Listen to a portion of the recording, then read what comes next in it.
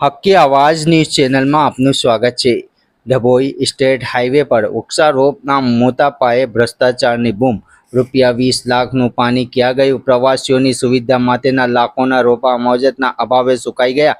અધિકારીઓ અને કોન્ટ્રાક્ટરની મિલીભગતની આશંકા। ડભોઈના કોંડેલાની લઈને મુંજેદા સુધીના સ્ટેટ હાઈવે પર સરકારના પર્યાવરણ જાળવણીમાં લાખોના પ્રોજેક્ટમાં ભ્રષ્ટાચારની ગંધ આવી રહી છે।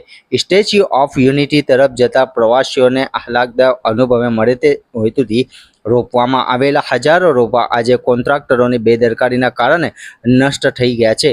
સ્ટેચ્યુ ઓફ યુનિટી SOU જતા પ્રવાસીઓ માટે રસ્તો રણિયામનો અને બને હરિયાળી જળવાઈ રહે તે માટે સરકાર દ્વારા કોંડેલાથી મુંજેદા સુધી અંદાજે 10,000 જેટલા ફૂલ છોડ અને વૃક્ષોના રોપા કરવામાં આવ્યા હતા।